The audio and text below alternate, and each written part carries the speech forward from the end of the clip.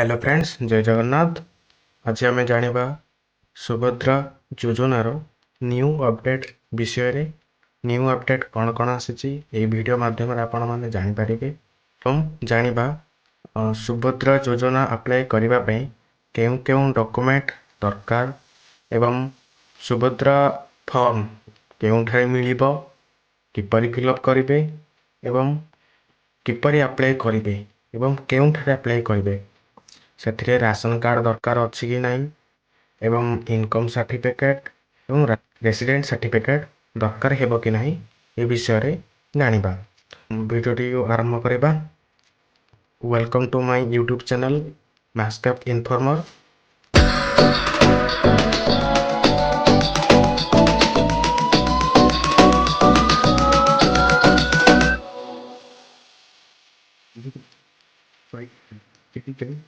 ଦରକାର ଏଠାରେ ମୁଁ ଡକ୍ୟୁମେଣ୍ଟ ଲିଷ୍ଟ ବନେଇ ସାରିଛି ଏବଂ ଆପଣମାନେ ଦେଖିପାରୁଥିବେ ପ୍ରଥମେ ଆଧାର କାର୍ଡ଼, ମୋବାଇଲ ନମ୍ବର, ଆଧାର କାର୍ଡ଼ ସହିତ ଯେଉଁ ମୋବାଇଲ ନମ୍ବର ଲିଙ୍କ ଥିବ ସେହି ମୋବାଇଲ ନମ୍ବର ଦେବେ ଏବଂ ଏ ମୋବାଇଲ ନମ୍ବର ଆପଣଙ୍କ ବ୍ୟାଙ୍କ ଖାତାରେ ଲିଙ୍କ ଥିବା ଦରକାର।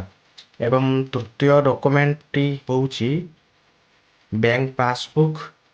ସେହି ବ୍ୟାଙ୍କ ପାସବୁକ୍ରେ ଆପଣଙ୍କର NPCI ବା DBT ବା ଆଧାର କାର୍ଡ଼ ଲିଙ୍କ ହେଇଥିବା ଦରକାର ଏବଂ ଆଧାର କାର୍ଡ଼ ସହିତ ଯେଉଁ ମୋବାଇଲ ନମ୍ବର ଲିଙ୍କ ଅଛି ସେହି ମୋବାଇଲ ନମ୍ବର ବ୍ୟାଙ୍କ ଆକାଉଣ୍ଟରେ ଲିଙ୍କ ହେଇଥିବା ଦରକାର। ଚତୁର୍ଥ ଡକ୍ୟୁମେଣ୍ଟଟି ହେଉଛି ରେସିଡେଣ୍ଟ ପ୍ରୁଫ୍ ବା ରେସିଡେଣ୍ଟ ସାର୍ଟିଫିକେଟ୍ ବା ଆଡ୍ରେସ୍ ପ୍ରୁଫ୍। କ'ଣ ଦେବେ ନା ପାନ୍ କାର୍ଡ଼ ଦେଇପାରିବେ, ଆଧାର କାର୍ଡ଼ ଦେଇପାରିବେ, ନଚେତ୍ ରେସିଡେଣ୍ଟ ସାର୍ଟିଫିକେଟ୍ ଦେଇପାରିବେ। ଆପଣଙ୍କ ପାଖରେ ଯଦି ରେସିଡେଣ୍ଟ ସାର୍ଟିଫିକେଟ୍ ଅଛି ତାହେଲେ ଆପଣମାନେ ରେସିଡେଣ୍ଟ ସାର୍ଟିଫିକେଟ୍ ଦେଇପାରିବେ। 5 ନମ୍ବର ଡକ୍ୟୁମେଣ୍ଟଟି ହେଉଛି ପାସପୋର୍ଟ ସାଇଜ୍ ଫଟୋ ଏବଂ 6 ନମ୍ବର ଡକ୍ୟୁମେଣ୍ଟଟି ହେଉଛି ଇନକମ୍ ସାର୍ଟିଫିକେଟ୍। ନିଜର ଯଦି ଅଛି ଦେଇପାରିବେ, ନହେଲେ ନିଜ ବାପାଙ୍କର ଦେଇପାରିବେ, ନହେଲେ ନିଜ ସ୍ୱାମୀଙ୍କର ଦେଇପାରିବେ। ଇନକମ୍ ସାର୍ଟିଫିକେଟ୍ରେ ଆପଣଙ୍କର ଆନୁଆଲ୍ ଇନକମ୍ 2,50,000ରୁ କମ୍ ହେଇଥିବା ଦରକାର, ତାହେଲେ ଯେ ଆପଣ ସୁଭଦ୍ରା ଯୋଜନାର ଲାଭ ଉଠାଇ ପାରିବେ। ଏବଂ ଡକ୍ୟୁମେଣ୍ଟଟି ହେଉଛି ରାସନ କାର୍ଡ଼। ଆପଣଙ୍କ ପାଖରେ ଯଦି ରାସନ କାର୍ଡ଼ ଅଛି ତାହେଲେ ଆପଣ ଆପ୍ଲାଏ କରିପାରିବେ, ନଚେତ୍ ନଥିଲେ କିଛି ଅସୁବିଧା ନାହିଁ। ଏପର୍ଯ୍ୟନ୍ତ ରାଜ୍ୟ ସରକାର କିଛି ଘୋଷଣା କରିନାହାନ୍ତି ଯେ ରାସନ କାର୍ଡ଼ ଥିଲେ ହବ, ନଥିଲେ ହବ, କିଛି କହିନାହାନ୍ତି। ସେକେଣ୍ଡ କ୍ୱେଶ୍ଚିନ୍ଟି ହେଉଛି ସୁଭଦ୍ରା ଯୋଜନାର ଫର୍ମ ବା ସୁଭଦ୍ରା ଫର୍ମ କେଉଁଠାରେ ମିଳିବ। ଆପଣମାନଙ୍କୁ ଦେଖାଇ ଦେଉଛି। ଏଠାରେ ମୁଁ ସୁଭଦ୍ରା ଫର୍ମଟି ଏଠାରେ ଆପଣଙ୍କୁ ଦେଖାଉଛି।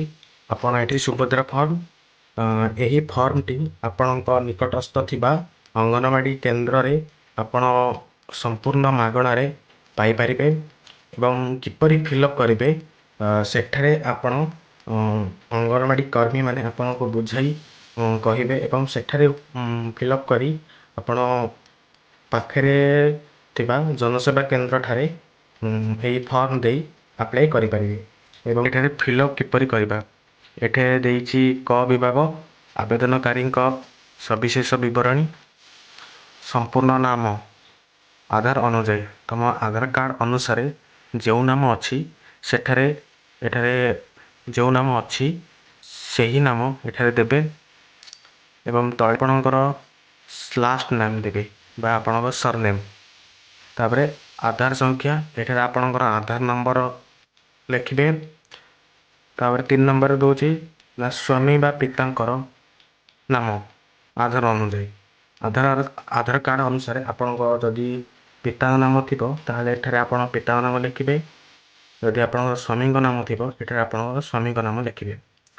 7 ନମ୍ବରରେ ଦେଇଛି ଜନ୍ମ ତାରିଖ। ତୁମ ଆଧାର କାର୍ଡ଼ରେ ଯେଉଁ ଜନ୍ମ ତାରିଖ ଅଛି ବା ଡେଟ୍ ଅଫ୍ ବାର୍ଥ ଅଛି ସେହି ଡେଟ୍ ଅଫ୍ ବାର୍ଥ ଏଠାରେ ଫିଲ୍ଅପ୍ ଲେଖିବେ। 5 ନମ୍ବରଟି ହେଉଛି ବର୍ଗ। ଆପଣ ଯଦି ସାଧାରଣ ବର୍ଗର ହେଇଥିବେ ଏଠାରେ ଟିକ୍ କରିବେ, ଯଦି ଅନୁସୂଚିତ ଜାତି ବା SC ଲୋକ ହେଇଥିବେ ତାହେଲେ ଏଠାରେ ଠିକ୍ କରିବେ, ଯଦି ଆପଣ ଅନୁସୂଚିତ ଜନଜାତି ହେଇଥିବେ ବା ST ଲୋକ ହେଇଥିବେ ତାହେଲେ ଏଠାରେ ଠିକ୍ କରିବେ। 6 ନମ୍ବର ଅପସନ୍ ହେଉଛି ଶାରୀରିକ ଭିନ୍ନକ୍ଷମ। ଆପଣ ଯଦି ଶାରୀରିକ ଭିନ୍ନକ୍ଷମ ହୋଇଥିବେ ତାହେଲେ ଏଠାରେ ହଁ ମାରିବେ, ଯଦି ନାହିଁ ତାହେଲେ ଏଠି ନାହିଁ ମାରିବେ। ତାହେଲେ ସାତ ନମ୍ବରଟି ହେଉଛି ଆଧାର ସଂଯୁକ୍ତ ମୋବାଇଲ ନମ୍ବର। ଆପଣଙ୍କର ଆଧାର କାର୍ଡ଼ରେ ଯେଉଁ ମୋବାଇଲ ନମ୍ବର ଲିଙ୍କ ଅଛି ଏଠାରେ ଆପଣ ସେହି ନମ୍ବର ଲେଖିବେ। 8 ନମ୍ବରଟି ହେଉଛି ବିକଳ୍ପ ମୋବାଇଲ ନମ୍ବର। ଆପଣଙ୍କର ଯଦି ଆଡ଼ିସନାଲ ମୋବାଇଲ ନମ୍ବର ଅଛି ବା ଅନ୍ୟ ମୋବାଇଲ ନମ୍ବର ଅଛି ତାହେଲେ ଏଠାରେ ଆପଣ ଲେଖିପାରିବେ। ତାହେଲେ ଏଠି 9 ନମ୍ବର ଦେଇଛି ଆପଣଙ୍କ ଜିଲ୍ଲା ଲେଖିବେ। 10 ନମ୍ବର ଦେଇଛି ଗ୍ରାମାଞ୍ଚଳ ନିମନ୍ତେ, ଯଦି ଆପଣଙ୍କର ଗ୍ରାମାଞ୍ଚଳ ହେଇଥିବେ ତାହେଲେ ଏଠାରେ ଲେଖିବେ ଗ୍ରାମ, ଆପଣଙ୍କ ଗ୍ରାମ ନାଁ ଲେଖିବେ। ଖ ବିଭାଗରେ ଆପଣ ଲେଖିବେ ତମ ଆପଣଙ୍କର ଗ୍ରାମ ପଞ୍ଚାୟତ। ଗ ବିଭାଗରେ ଦେଖିବେ ଆପଣଙ୍କର ବ୍ଲକର ନାମ, କେଉଁ ବ୍ଲକରେ ଆପଣ ରହୁଛନ୍ତି। ଆପଣ ସହରାଞ୍ଚଳରେ ରହୁଥିବେ ତାହେଲେ ଏଠାରେ ଲେଖିବେ ward number, urban local body, ସହର ବା ନଗର ନାମ ଲେଖିବେ ଏଠାରେ। 12 ନମ୍ବରଟି ହେଉଛି ଆଧାର ସକ୍ଷମ ସଞ୍ଚୟ ଖାତା ଥିବା ବ୍ୟାଙ୍କ ନାମ, ମାନେ ଆପଣଙ୍କର ଆଧାର କାର୍ଡ଼ରେ ଯେଉଁ ବ୍ୟାଙ୍କ ଲିଙ୍କ ଥିବ ବା ଆପଣଙ୍କର ଆଧାର କାର୍ଡ଼ ଲିଙ୍କ ଅଛି ସେଇ ବ୍ୟାଙ୍କର ନାମ ଲେଖିବେ। ଖ ବିଭାଗର ଘୋଷଣା ନାମକୁ ଆସିବେ। ଏଠାରେ ଆପଣଙ୍କର ମତାମତ ଦେବେ ନା ମୁଁ ଏତଦ୍ ଦ୍ୱାରା ଘୋଷଣା କରୁଅଛି ଯେ ପୂର୍ବ ପୃଷ୍ଠାରେ ଉଲ୍ଲିଖିତ ତଥ୍ୟ ମୋର ଜ୍ଞାନ ଅନୁଯାୟୀ ସତ୍ୟ ଅଟେ। ମୁଁ ଜ୍ଞାତ ଯେ ଏଥିରୁ କୌଣସି ମିଥ୍ୟା ପ୍ରମାଣିତ ହେଲେ ଏହି ଆବେଦନକୁ ପ୍ରତ୍ୟାଖ୍ୟାନ କରାଯାଇପାରେ ଏବଂ ଆଇନଗତ କଠୋର କାର୍ଯ୍ୟାନୁଷ୍ଠାନ ଗ୍ରହଣ କରାଯାଇପାରେ।